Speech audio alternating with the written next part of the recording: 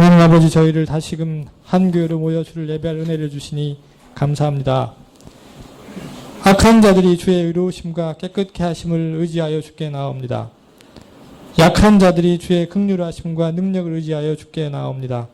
저희를 저희가 처한 상황에서 저희 자신의 죄와 습관과 정욕에서 구원하여 주시옵소서. 하나님께만 우리의 구원이 있는 줄 알아 주께 나와 싸우니 주여 우리를 불쌍히 여겨 주시옵소서. 교회의 각 권속들을 기억하고 주께 아뢰옵니다. 주의 말씀을 가르치고 전하는 목회자들을 주께서 강건하게 붙들어 주옵소서. 장로님, 권사님들을 든든히 세워주시옵소서. 참으로 내가 주를 본받았듯이 너희도 나를 본받으라 했던 바울처럼 우리 가운데 참으로 주를 섬기는 사표들을 많이 일으켜 주시옵소서.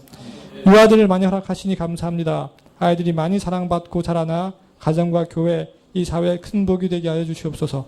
학생들을 기억하여 주시고 참으로 경쟁으로 얼룩진 교육 현장 가운데서 그들의 영혼과 몸을 지켜주시옵소서.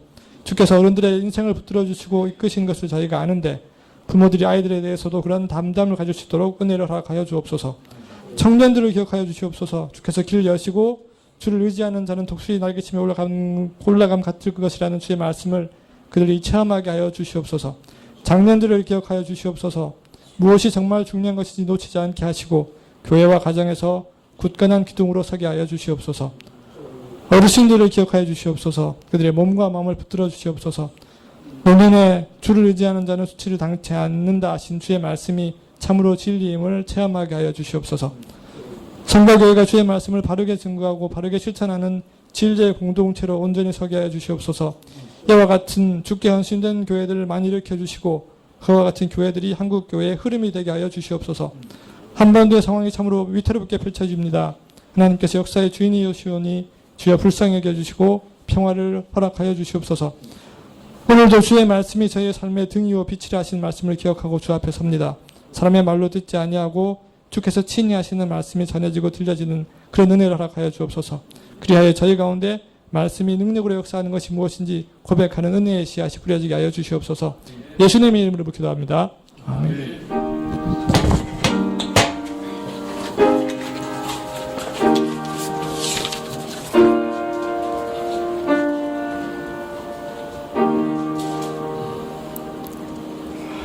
네, 성경은 사도행전 22장 1절부터 9절까지 말씀입니다. 사도행전 22장 1절부터 9절까지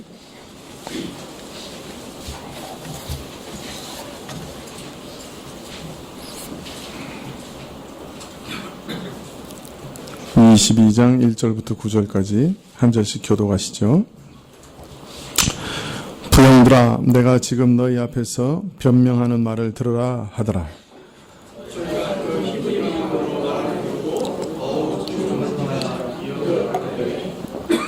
나는 유대인으로 길리기아 다소에서 났고 이 성에서 자라 가말리엘의 문화에서 우리 조상들의 율법의 엄한 교훈을 받았고 오늘 너희 모든 사람처럼 하나님께 대하여 열심하는 자라.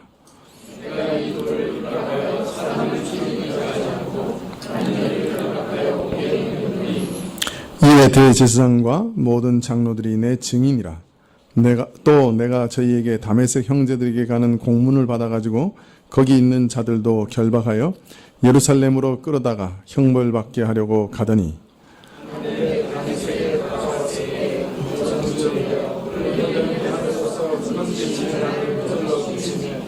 내가 땅에 엎드러져 들으니 소리가 있어 가로되 사울아 사울아 내가 왜 나를 핍박하느냐 하시거늘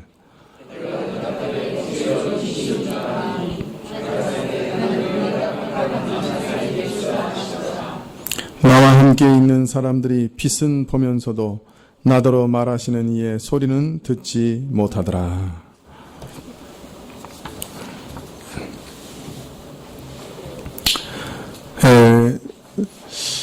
참 바울은 하나님께 복을 많이 받은 사람인 것은 틀림이 없습니다. 말씀을 받아서 그것을 기록하여 오늘까지 우리에게 전해준 것만 해도 참 복된 사람이지만 자신을 그렇게 미워하고 욕하고 부정하고 짓밟는 참 그런 유대인들을 또 그처럼 사랑하고 근심하고 마음 아파하고 그리스도의 복음을 어떻게든 전하려고 했던 것을 보면 바울 안에는 정말 하나님의 마음을 읽을 수가 있습니다. 바울은 참 하나님의 은혜를 많이 받은 사람이지요. 우리는 다 동일한 본질을 갖고 있기 때문에 사람들이 멸시하면 우리도 화가 납니다. 사람들이 나를 존귀 여기면 나도 존귀 여기려고 하는 것이죠. 근데 바울은 자신을 그처럼 멸시하고 미워하고 대적하는 사람들에 대해서 목숨을 걸고서라도 저들의 영혼을 참 하나님께 인도하기를 원했던 그런 특별한 마음을 얻었습니다. 이것은 예수 그리스도의 마음이지요. 그는 정직하게 고백하기를 차라리 내가 지옥에 떨어진다 할지라도, 즉 하나님의 생명책에서 내 이름이 지워진다 할지라도 내 동족인 유대인들이 하나님께로 돌아오면 좋겠다. 그렇게 얘기하고 있습니다. 뭐 거짓말이 아니었겠죠. 참된 그런 고백이었겠죠. 이것은 바로 예수 그리스도의 마음이죠. 예수 그리스도를 닮은 사람의 모습이죠. 뭐 세상 사람들은 이런 마음이 뭐 그렇게 중요하고 뭐 그렇게 대수냐 그렇게 생각할지 모르지만 사실 우리 인간 본성을 생각했을 때는 불가능한 마음이죠. 그런데 그런 마음을 품고 있었다고 하는 것은 참 복을 많이 받았다. 그렇게 생각할 수밖에 없습니다. 바울은 이런 강한 소망, 참 복음을 유대인들에게 전하고자 하는 그런 소망을 가지고 예루살렘에 올라갔습니다마는 분위기는 너무나 험악했죠.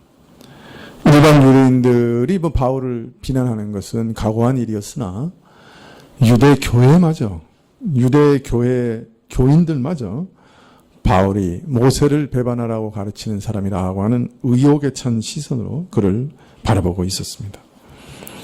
사실 도저히 입을 벌려 유대인들에게 복음을 전할 만한 상황이 아니었죠. 그럼에도 불구하고 바울은 아마 성령께서 그를 인도하여 이곳에 오게 하신 목적을 생각하면서 이런 상황에서도 반드시 복음을 전할 기회가 주어질 것이다 라고 믿고 조용히 때를 기다리고 있었던 것 같습니다. 그런데 그 기회는 매우 의외로 또 성령께서 경고하신 대로 매우 험악한 모습으로 닥쳐왔죠.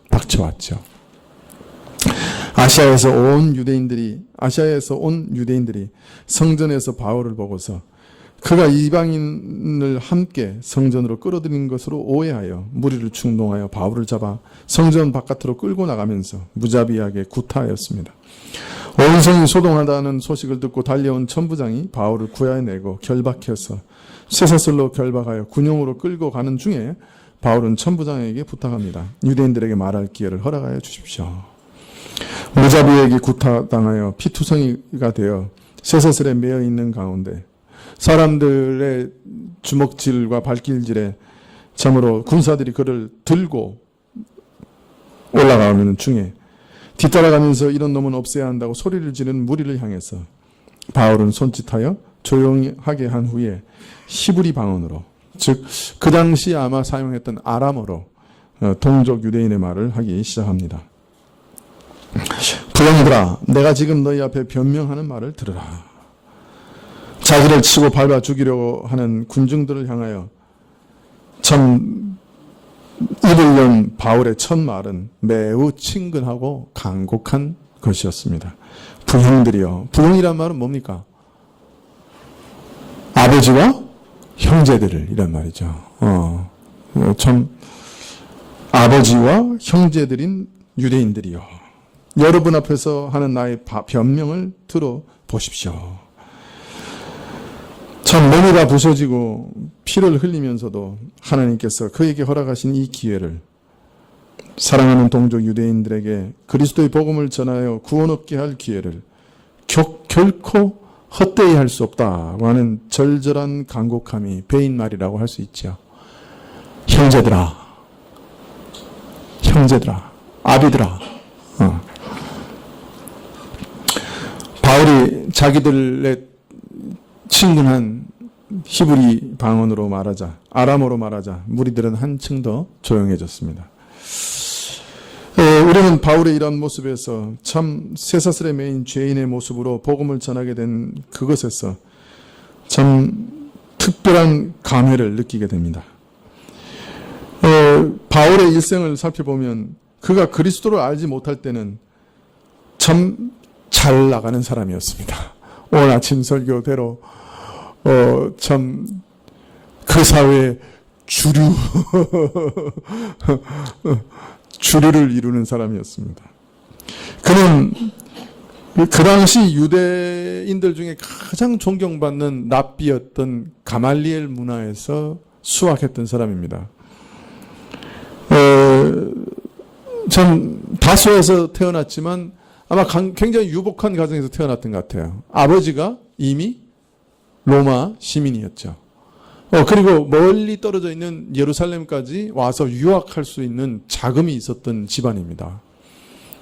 그래서 가장 뛰어난 그 당시의 학자였던 가말리엘 문화에 들어가서 공부했습니다. 가만히 있었으면 이 사람은 또 가말리엘처럼 유명한 참 대스승이 됐을지도 모릅니다. 이 가말리엘의 일화 중에는 아주 젊은 한 랍비가 가말리엘에게 아주 날카로운 질문들을 하는 그런 일화가 있어요.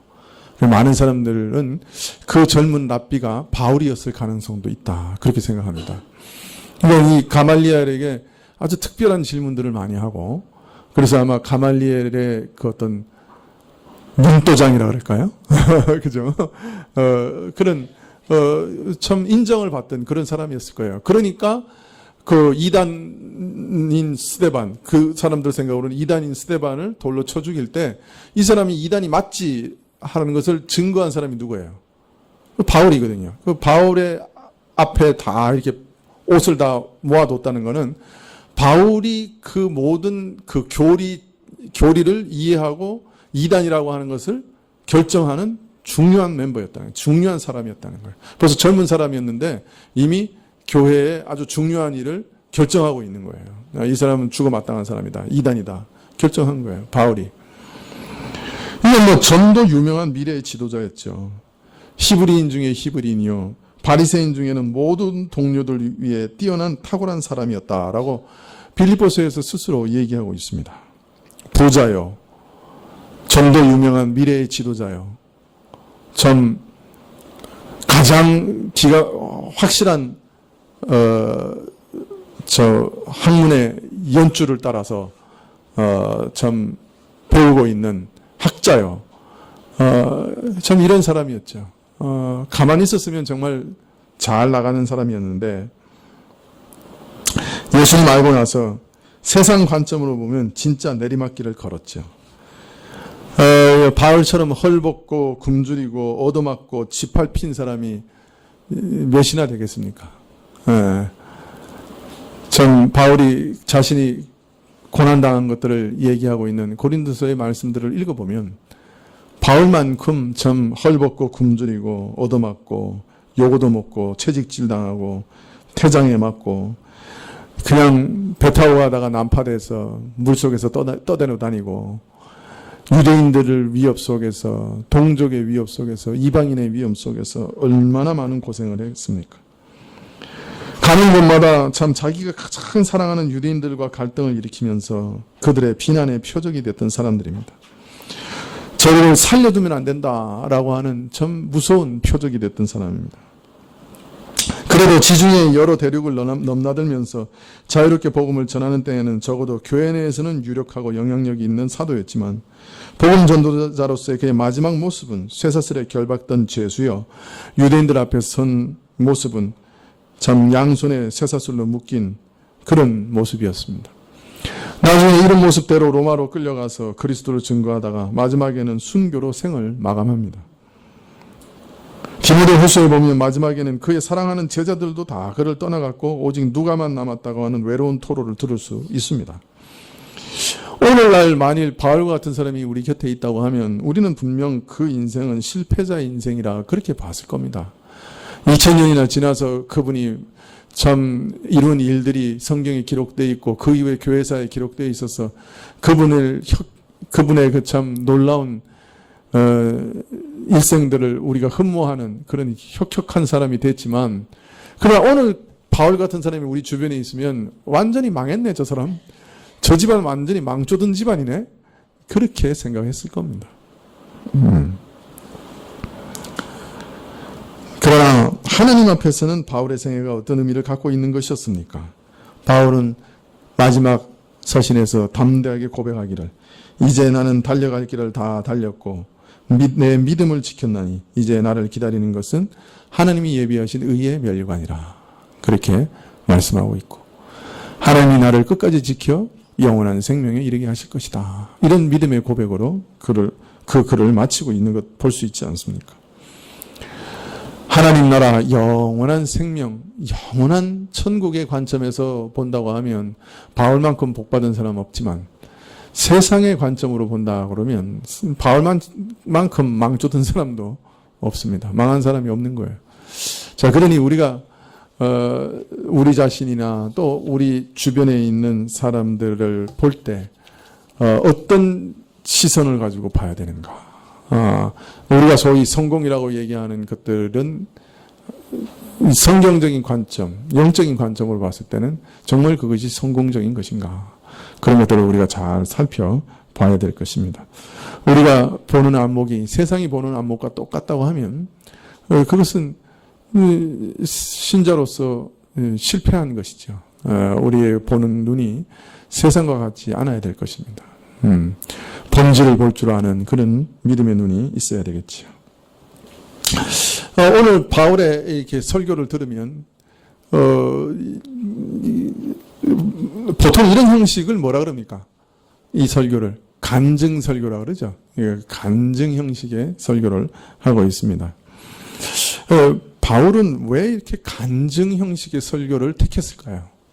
제가 이미 말씀드렸지만 이것은 바울이 정말 오랫동안 기다려왔던 기회였죠. 그죠?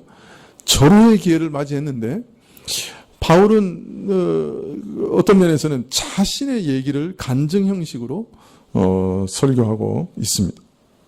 물론 자신을 변명하기 위해서 이런 형식으로 말할 수밖에 없었겠지만, 그러나 또 이런 형식으로 말하게 된 필연적인 연유가 있었던 것이죠. 바울은 지금 그 유대인들을 보면서 참 자신 속에 있었던 것과 똑같은 것을 보고 있는 것이죠. 그는 지금 이 무리들과 똑같은 심정으로 그리스도와 복음에 대해서 분노하고 분개해서 교회를 진멸하려고 했던 그런 사람이기 때문에, 바울 자신이 어떻게 예수 그리스도를 믿게 되었는지, 참 예수 믿는 자는 살려두지 못할 자라고 여기고 감옥에 가두고 죽였던 그 사람이 어떻게 그리스도를 전하는 자가 되었는지, 그것을 알린다고 하면 아마 유대인들도 자신과 같은 회개를 얻는 자가 있지 않겠는가 기대했는지도 모르겠습니다. 바울은 자신이 어찌하여 그리스도께 굴복하고 주를 영접하며 왜 핍박하던 자가 오히려 그 그리스도의 복음을 온 이방 세계에 전한 자가 되었는지를 간증의 형식으로 설명하려고 하고 있습니다. 또 어떤 면에서는 바울에게 있어서는 오늘 간증하는 이 일들이 그 인생에 있어서는 최고의 선물이요, 참 너무나 중요한 체험이었기 때문에 자신이 어떻게 그 어둠과 불신앙의 저주에서 벗어나 참 생명의 은혜를 발견하게 되었는지, 그것이 자신의 인생에 있어서는 너무 일생일대의 사건이었기 때문에 이것을 말하지 않을 수가 없었겠지요. 비록 쇠사슬에 결박되어 군용에 끌려가는 도중에 기회를 얻어 전하는 거였지만, 그는 자신이 가지고 있는 최고의 것을 동족 유대인들에게 주기를 원했던 것입니다. 그래서 자신이 경험했던 예수 그리스도를 전하고 있는 것입니다. 자, 바울의 간증을 조금 따라가면서 읽어보기를 원합니다. 나는 유대인으로 길리기아 다소에서 났고 이 성에서 자라 가말리엘의 문화에서 우리 조상들의 율법에 엄한 교훈을 받았고 오늘 너희 모든 사람처럼 하나님께 대하여 열심하는 자라. 네, 바울은 먼저 자신이 그들과 똑같은 한민족인 유대인임을 밝히고 있습니다. 너희 조상이 바로 나의 조상이요 우리 하나님께서 은혜로 이루어신 이스라엘의 역사에 함께 속한 자요 그 언약과 약속과 소망을 함께 소유하며 이루어지기를 기다리고 바라는 자라고 하는 것을 먼저 밝히고 있습니다. 비록 이방 땅 길리기아 다소에서 태어나 자라기는 하였으나 온 이스라엘이 존경하는 가말리엘 문화에서 우리 조상들의 율법에 엄한 교훈을 받았고 혈통적으로 뿐만 아니라 신앙과 정신에 있어서 가장 순수하고 탁월한 히브리인 중에 히브리인으로서 엄격한 훈련을 받고 자랐다고 밝히고 있습니다. 그래서 우리 조상의 하나님에 대한 열심으로 말한다고 하면 오늘 2절에서 너희 모두와 마찬가지라. 너에게 조금도 뒤지지 않는 사람이라. 하나님이 약속하신 그 언약의 소망에 참여하고자 하는 열심에 있어서는 너희에게 조금도 뒤지지 않는 사람이다. 자, 이 말은 또 어떤 면에서는 너희가 나를 이단이라고 얘기하지만 나는 하나님을 배신한 적이 한 번도 없다. 이제 너희가 믿고 있는 그 하나님을 나는 전심으로 섬기고 있다. 어떤 면에서 그런 변명이라고 할 수 있겠죠. 4절에 보면 내가 이 도를 핍박하여 사람을 죽이기까지 하고 남녀를 결박하여 옥에 넘겼노니 이제 대제사장과 모든 장로들이 내 증인이라. 또 내가 저희에게서 다메섹 형제들에게 가는 공문을 받아 가지고 거기 있는 자들도 결박하여 예루살렘으로 끌어다가 형벌받게 하려고 가더니.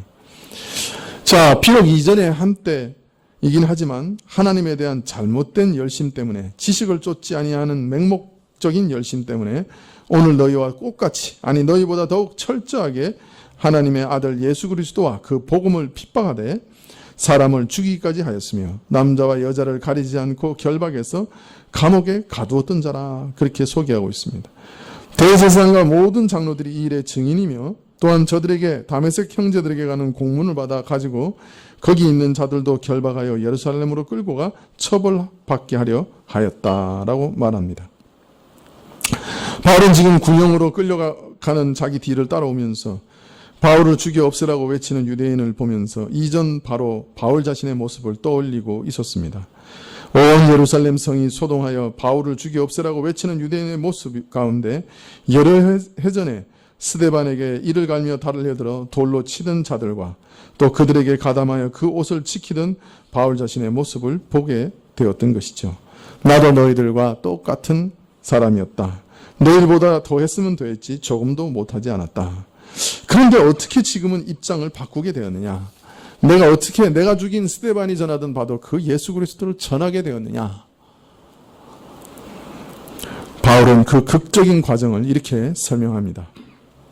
6절에 보면 가는데 다메섹에 가까웠을 때 오정쯤 되어 호련히 하늘로서 큰 빛이 나를 둘러 비침해 내가 땅에 엎드려져 들으니 소리가 있어 가로되 사울아 사울아 내가 왜 나를 핍박하느냐 하시거늘 내가 대답하되 주여 니시오니까 하니 가라사대 나는 내가 핍박하는 나사렛 예수라 하시더라.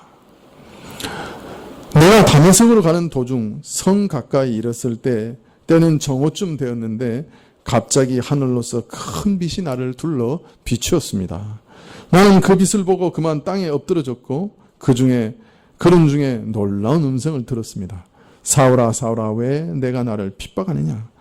내가 대답하되 주여 니시니까. 내 질문에 그가 대답하시기를 나는 내가 핍박하는 나사렛 예수라. 바울은 너무나 긴박하고 극적인 장면을 단숨에 저들에게 말하고 있습니다. 나는 내가 핍박하는 예수라. 바울 주위를 둘러 환하게 비춘 빛은 너무나 강렬하여 그 빛을 직시한 자는 눈이 멀 수밖에 없을 만큼 찬란하고 강렬한 빛이었습니다. 그러나 이 빛은 단순히 우리 육신의 눈을 멀게 하는 세상의 강렬한 빛만은 아니었지요. 사도행전 22장 14절 하반절에 보면 이런 말씀이 있습니다.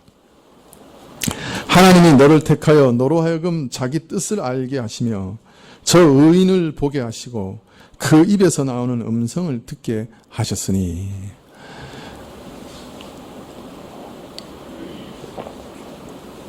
자, 바울이 이 환한 빛 가운데 진짜 본 것은 무엇이었습니까?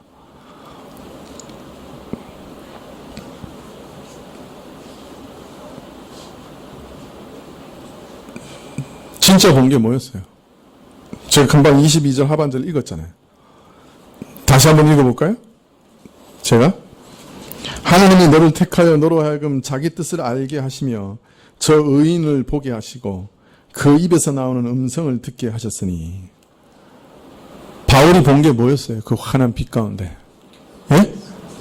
저 의인, 즉 예수님을 보았습니다.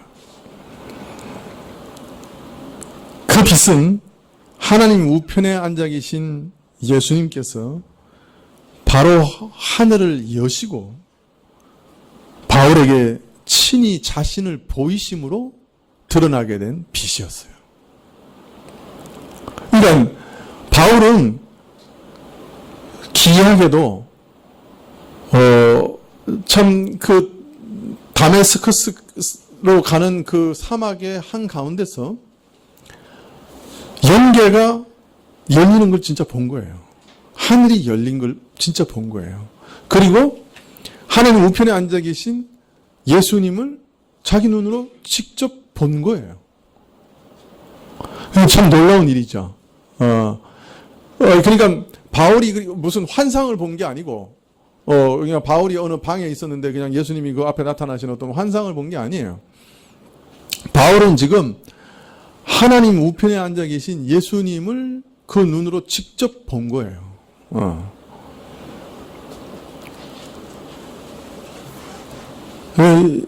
여러분, 이 모세가 시내산에 올라가서 하나님께 간구한 게 뭐였어요? 하나님을 내게 보여주십시오. 그랬죠.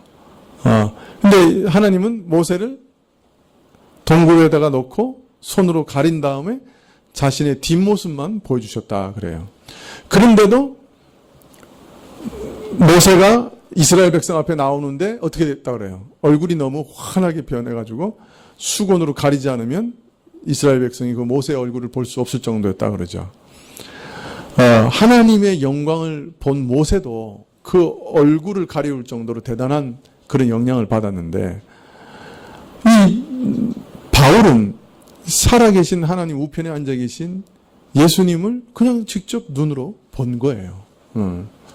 그래서 그가 사도가 된 것이죠.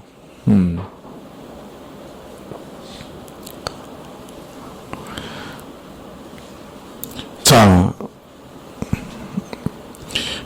예수님의 영광은 바울에게 있어서 너무나 강렬한 빛으로 비추어서 그 눈이 실제로 멀어버리고 말았습니다. 바울은 그 빛 가운데서 주를 배웠습니다마는 세상에 속하지 않은 신령한 빛의 영광으로 인해서 부활하신 그리스도를 영광 중 뵙게 되었고, 그 신령한 빛으로 말미암아 눈은 멀었으나 동시에 그의 신령한 눈은 열렸다고 할 수 있습니다. 그의 육신의 눈은 멀게 되었으나 그 빛 가운데 부활하신 주를 뵙는 신령한 눈이 열렸습니다. 이 빛으로 말미암아 바울의 신령한 눈이 열렸다고 할 수 있는 것은 함께 동행하던 자들도 그 빛을 보았지만 빛 가운데 나타난 주를 보지는 못하였기 때문입니다. 여러분, 사도행전 26장 13절에 보면 이런 말씀이 있습니다. 왕이여, 때가 정오나되어 길에서 보니 하늘에서 해보다 더 밝은 빛이 나와 내 동행을 둘러 비추었는지라.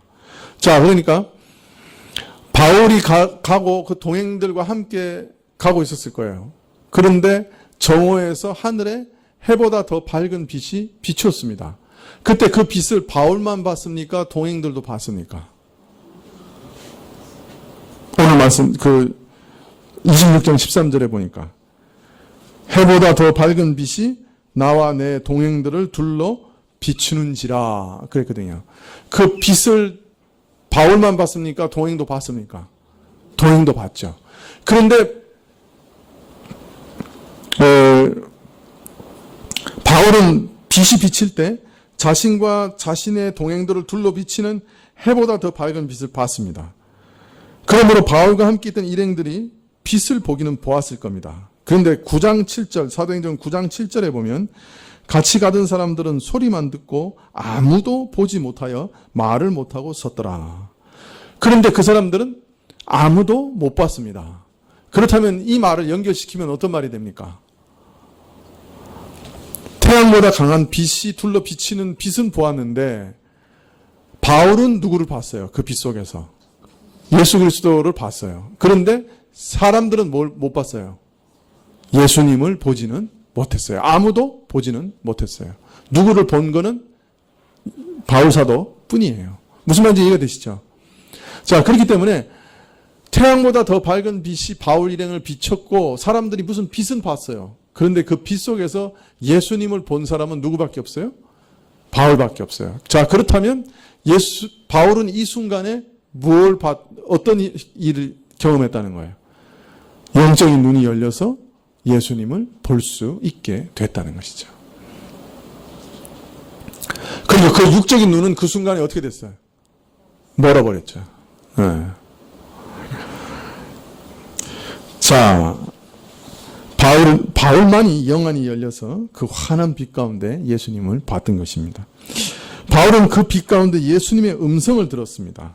사도행전 9장 7절에 보면 같이 가던 사람들은 소리만 듣고 아무도 보지 못하여 말을 못하고 섰더라. 같이 가는 사람들이 또 소리를 들었습니까? 안 들었습니까? 어떤 소리를 들었습니다. 자, 그렇지만 사도행전 22장 9절에 보면 나와 함께 있던 사람들은 빛은 보면서 나더러 말하는 이의 소리는 듣지 못하더라. 이 말은 무슨 말입니까? 일행이 어떤 천둥같이 치는 소리는 들었어요. 그런데 그것을 어떤 사람이 말하는 소리로 듣지는 못했던 겁니다. 바울에게 말하는 예수님의 음성, 소리는 일행들이 듣지 못했습니다. 동행하는 자들이 무슨 소리는 들었지만 그 소리의 내용을, 그 음성이 말하는 내용을 깨닫지는 못했던 것이죠. 그러니 바울은 그 음성에서 사울아 사울아 내가 왜 나를 핍박하느냐라고 말하는 주의 음성을 또렷하게 들었습니다. 주여 니시니까? 라고 묻는 그 말에 나는 내가 핍박하는 나사렛 예수라고 하는 음성을 또렷하게 들었습니다. 바울은 하늘의 신령한 음성으로 말미암아 그의 신령한 귀도 열리게 되었습니다. 하늘의 신령한 빛 가운데 자기를 나타내신 주를 뵙고 바울은 땅에 꼬꾸라졌습니다. 신령한 눈이 열려 부활하신 주님을 뵙고 신령한 귀가 열려서 그가 예수 그리스도임을 직접 확인한 바울은 지금까지 그의 생각이 잘못되었음을 순간 깨달았습니다. 지금까지 확신해오던 오만한 바리새인의 열심과 신학이 그로 하여금 하나님의 아들 예수 그리스도를 오해하게 만들었고 핍박하고 대적하게 만들었다고 하는 것을 그 순간 깨달았지요. 하나님에 대한 열심으로 온 힘을 다해 계명을 지켜 자기 의에 이르려고 하였던 그 일이 사실은 스스로의 힘으로 하나님 앞에 의로운 자로 서려 했던 그 일이 실상은 하나님께서 베푸시는 은혜의 일을 거부하게 만드는 맹목적인 열심이요 무지였다 하는 것을 깨닫게 되었던 것입니다. 참 이상해요. 하늘에서 똑같은 빛을 보고 하늘에서 울려 나오는 어떤 소리를 들었는데 거기 모든 다른 사람은 이런 은혜를 입지 못했어요. 오직 그 빛 가운데 예수님을 본 사람은 바울 한 사람이요. 오직 그 울려 나오는 어떤 소리 가운데 예수님의 음성을 들었던 사람은 바울 한 사람이에요. 지금도 설교하는 소리는 들으나? 예수님의 음성을 듣는 사람은 소수였다. 이렇게 될 수도 있는 거예요. 이 심각한 얘기예요, 사실. 네, 지난번에 우리가 얘기했잖아요. 예수님의 부활을 믿게 된 근본적인 그 방식이 어떤 것이셨어요? 예수님의 부활 모습을 보고 그분을 만져본다고 해서 믿을 수 있었습니까? 아니었잖아요. 정말 예수님의 부활을 믿게 된 것은 뭐예요? 예수님께서 그 마음을 여셔서 하나님 예수님의 음성을 말씀을 구약의 말씀을 깨닫게 하실 때 비로소 예수님의 부활을 믿게 된 거예요. 바울이 체험한 것도 똑같은 거예요. 빛을 똑같이 봤어요. 소리를 똑같이 들었어요. 그러나 그 영안이 열려, 그 마음이 열려, 그 마음의 눈으로 살아계신 예수님을 본 사람은 바울 한 사람이에요. 그 천둥치는 소리 같은 소리 가운데 그 귀가 열려 예수님의 음성을 들었던 사람은 바울 한 사람이에요. 거기서 바울은 자신의 모습을 깨닫고 예수님이 누구신지를 바로 깨닫습니다. 그래서 예수님을 보고 뭐라고 부릅니까? 주여라고 부르는 거예요. 주여. 나의 하나님이시여 라고 부르는 거예요. 주여.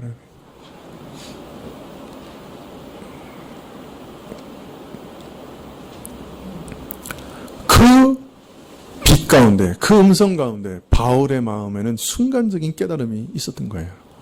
아하, 내가 지금까지 정령 참되시는 하나님을 대적하고 있었구나. 스데반의 말이 맞았구나.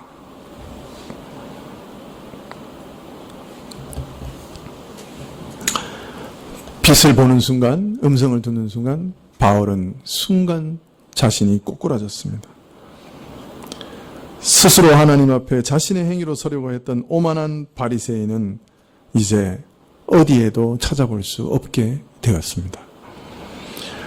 그의 이상, 율법을 지켜 구원에 이르고자 하였던 모든 소망도 한꺼번에 무너졌습니다. 사울아 사울아 내가 어찌하여 나를 핍박하느냐 하는 말씀 앞에서 너를 구한 생명의 주를 어찌하여 배척하느냐 하는 말씀 앞에서 그는 이제 이전의 모든 삶, 바리새인으로서의 모든 삶을 배설물처럼 분토같이 여기며 벗어 던져버리게 되었습니다. 이스라엘의 뿌리 깊은 죄악의 역사를 증거하면서 살 소망이 오직 죽게 있다고 외치던 스데반을 향해 이빨을 갈며 맹목적인 하나님을 향한 열심을 빙자해서 돌로 쳐 죽였던 그 오만하던 도끼가 그 순간 사라졌습니다. 그리고 겸손하게 땅바닥에 꼬꾸라졌습니다. 한없이 낮아지고 한없이 무력한 자가 되어서 오직 주를 향하여 제가 어떻게 해야 되겠습니까? 주여 내가 무엇을 하오리까? 라고 겸손하게 묻는 사람이 되었던 것입니다. 여러분, 이것이 어떤 면에서는 선택의 은혜라고 할 수 있어요. 우리는 타고날 때부터 어떤 마음을 품고 태어나냐면 천상천하 유아 독존이라는 마음을 품고 삽니다. 여러분, 요새 아이들이 한둘 낳으니까 다 아이들이 왕이 되는 건 아닙니다. 원래 모든 인간은 태어날 때부터 나는 이 세상의 중심이요 내가 왕이다 라고 하는 마음을 갖고 태어납니다. 애들 키워보십시오. 아이들이 누구를 왕으로 삼고 살아갑니까? 부모를 왕으로 삼습니까? 자기를 왕으로 삼습니까? 부모를 왕으로 삶아서 잘 순종하는 아이 봤습니까? 그건 좀 철이 많이 들었을 때고요. 대부분의 아이들은 누구 위주입니까? 자기가 왕이죠. 이것이 인간 본성이에요. 태어날 때부터 나는 왕으로 태어나는 겁니다. 우리가 다.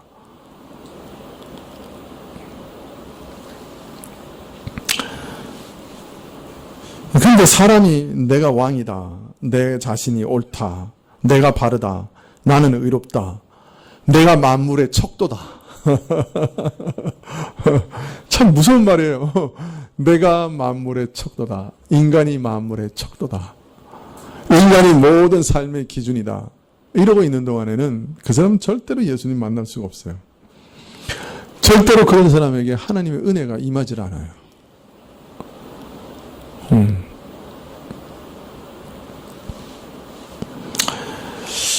자신을 의지하는 사람, 교만한 사람, 하나님의 성령의 도우심이 없어요. 그래서 신자에게 있어서 가장 중요한 덕목은 뭐라 그랬어요? 겸손이라 그랬죠. 어떤 사람이 어거스틴에게 가서 신자의 가장 중요한 덕목이 뭡니까? 그러니까 어거스틴이 겸손입니다. 그래. 두 번째 덕목이 뭡니까? 그러니까 어거스틴이 뭐라 그랬다고? 겸손입니다. 세 번째 덕목이 뭡니까? 물으니까 셋째도 겸손입니다. 그렇게 대답했다는 거예요. 이 말은 내가 뭔가 잔뜩 있는데 그냥 스스로 자기를 낮춰서 난 아무것도 없어요. 이런 겸손을 얘기하는 게 아니에요. 내가 정말 아무것도 없으니까 어쩔 수 없이 겸손할 수밖에 없는 거예요. 그러한 겸손을 요구하고 계시는 거예요. 하나님은. 내가 뭘 좀 갖고 있는데 하나님 앞에 나가서 그냥 조금 겸손한 척 하는 것, 그걸 원하시는 게 아니에요. 그걸 겸손이라고 말하는 게 아니에요. 내가 아무것도 없으니까, 내어놓을 게 없으니까 하나님 앞에 나가서 거지처럼 겸손한 자세를 취할 수밖에 없는 것, 그걸 겸손이라고 그러는 거예요.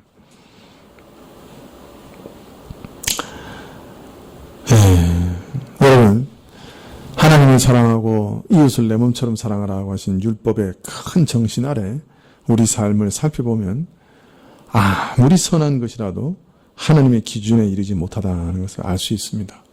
그래서 우리는 선을 행하면서도 심지어는 그 선 안에 있는 악을 회개하고 고백할 수밖에 없는 죄인입니다.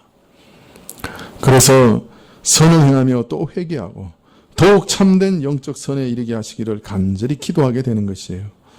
자, 이런 사람들에게는 하나님의 은혜가 함께 있습니다. 그러나 내가 옳다, 나는 바르다, 나는 의롭다, 나는 만물의 척도다. 그러면 하나님의 은혜가 어느 순간에 사라지고 세상의 악신이 그 순간 그를 사로잡고 그 눈을 가리우게 됩니다. 여러분, 더 정확하게 얘기하면 세상의 신이 눈을 가리기 때문에 자신의 모습을 보지 못해서 내가 옳다고 여기고 내가 의롭다고 주장하고 내가 만물의 척도라고 얘기하게 되는 거예요. 세상의 신이 그 눈을 가렸기 때문에 그런 현상이 벌어지는 거예요. 성령이 우리 눈을 띄워주시면, 영적인 눈을 띄워주시면 우리 자신이 얼마나 비참한 자인지를 우리가 알게 되는 거예요. 어떤 사람이 성령의 은혜를 받는 순간에 내 세포 하나하나에 다 죄로 가득 차다, 그렇게 고백했대요.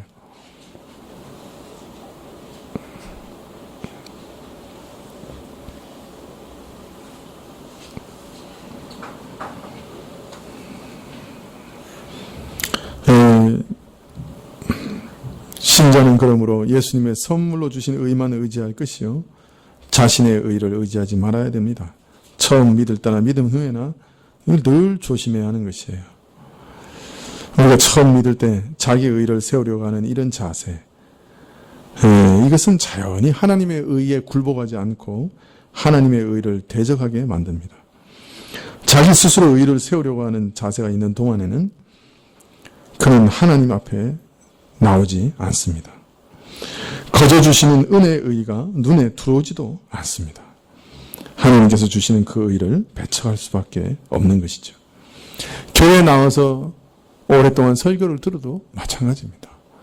내가 내 열심으로 내 의를 스스로 세우려고 하는 그때까지는 하나님의 의를 배척할 수밖에 없는 것이에요.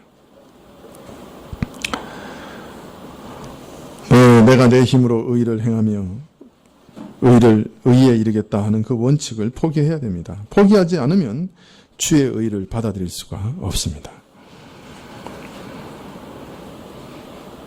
예수님께서는 바울에게 찾아오사 자신을 부인하게 하셨습니다. 자신이 얼마나 어리석은 자였는지를 알게 하셨습니다. 자신이 메시아를 얼마나 대적했는지, 참 메시아를 대적하고 참 메시아의 교회를 잔해한 중대한 죄인임을 깨닫게 하셨습니다. 자기의 의를 통한 모든 구원의 통로가 막혀 있음을 발견하게 하셨습니다. 그래서 자신의 모든 스스로의 노력을 포기하게 하신 것이에요. 이것이 바울이 얻은 첫 번째 은혜입니다. 환한 빛 가운데 아이고, 내가 참된 메시아를 대적하고 죽였구나, 발견하게 하신 거예요. 그리고 자기 의를 얻으려고 했던 모든 바리새인의 소망을 무너뜨려 버리신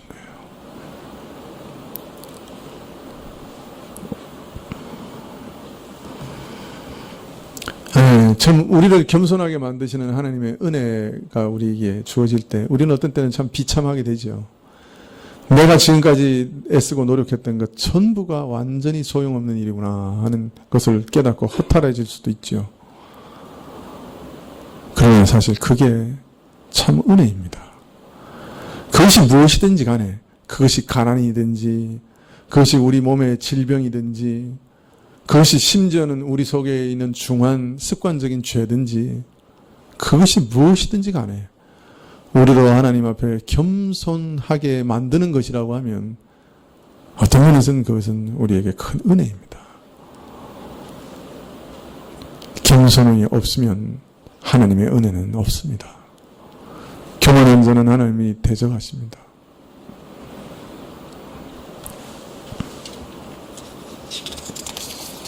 바울은 바로 이것을 말하고 싶었던 것이죠. 나는 하나님께 열심히 있는 자였습니다. 나는 바리새인으로서 최고의 사람이었습니다. 그래서 나는 의로운 자라고 생각했습니다. 나는 내가 스스로 선을 행해 구원에 이를 수 있는 자라고 생각했습니다. 그러나 내가 주를 만나 뵈었을 때, 그 빛 앞에 엎드려졌을 때 나는 정녕 내가 죄인인 것을 알았습니다. 무능한 자인 것을 알았습니다. 진리를 대적한 무서운 죄인인 것을 알았습니다. 나는 이 은혜가 내 말을 듣고 있는 여러분들에게도 동일하게 임하게 되기를 간절히 원합니다.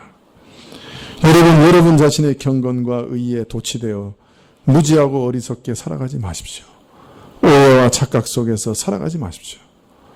나는 주를 만나자 내 의가 나를 구원하는 것이 아니요 내 선함이 나를 구원하는 것이 아니요 내 열심과 봉사가 나를 구원하는 것이 아니요 나를 위하여 친히 십자가에 죽으신 나의 주 예수 그리스도의 은혜가 나를 구원하심을 마음으로 깨닫게 되었습니다. 그리고 평생 이 은혜를 의지하며 사는 자가 되었습니다. 평생 이 은혜를 증거하며 사는 자가 되었습니다.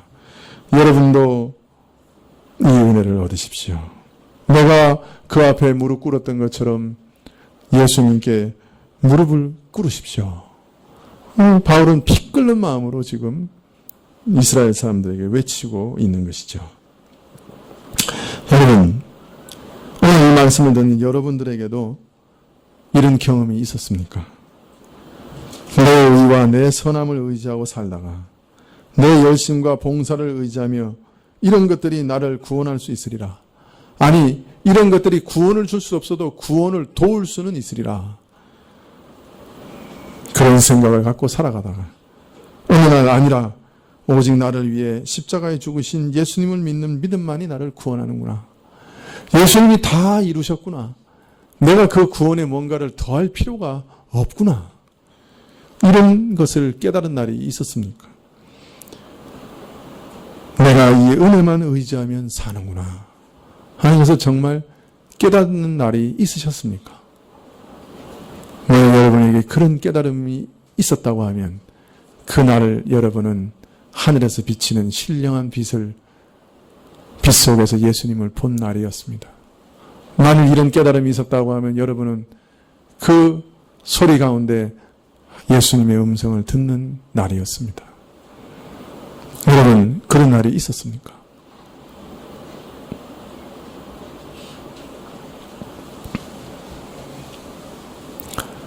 여러분, 이런 확신이 있어야 여러분도 다른 사람에 나가서 전할 수 있는 것이죠. 그죠? 내 모든 노력이, 내 모든 선함이 오히려 내 구원에는 방해가 되는 것이었습니다. 오히려 그것은 배설물과 같은 것이었습니다. 그건 똥이었습니다. 독한 것이었습니다. 그것은 나를 죽음으로 이르는 것이었습니다. 나는 이제 나를 위해 모든 것을 다 이루신, 구원에 필요한 모든 것을 완벽하게 이루신 예수님의 그 구원만 믿고 받아들입니다. 내 영혼에서 예수님만 의지합니다. 여러분 인생에 그런 날이 있었습니까?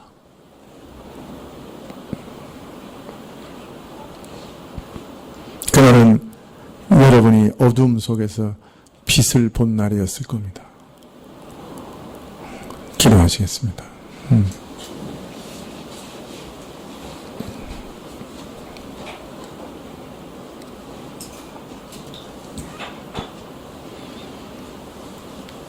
주님, 오늘도 우리 영혼에 빛을 비추시기를 원합니다. 교만하고 높아져 있고 선하고 이만하면 내가 신자로서 잘 살고 있다, 이만하면 나는 괜찮다 생각하는 우리의 교만이 주의 영광의 빛 앞에서 여지없이 무너지기를 바랍니다. 오직 하나님의 말씀 앞에 겸손으로 엎드려 주의 은혜만을 의지하는 죄인의 모습으로 서기를 원합니다. 내 선함과 내 의를 의지하지 않고 오직 예수님이 주시는 전적인 은혜만을 의지하기를 원합니다.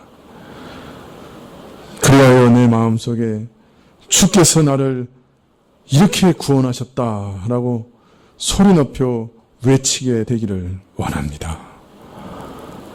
내 모든 선한 것, 내 모든 열심, 내 모든 자랑은 배설물과 같은 것이요, 나는 오직 예수님 한 분만을 의지합니다 고백하며 외치게 되기를 원합니다. 이러한 은혜를 우리에게 허락해 주십시오. 또 이러한 은혜를 모든 사람들에게 전하게 해 주십시오. 예수님의 이름으로 기도합나이다. 아멘.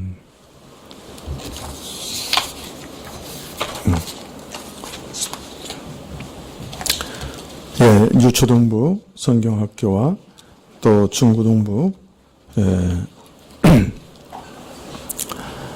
1박 2일 여행 가는 것 위해서 기도해 주십시오. 또 21세기 북경에 있는 21세기 교회에서 설교할 때 하나님께서 은혜를 베풀어 주시도록 위해서 기도해 주시면 좋겠습니다. 모르겠습니다. 회집 인원이 한 2,000명 정도 되는 그런 교회라고 하는데요. 몇 부 예배에 가서 설교하게 될지는 잘 모르겠습니다.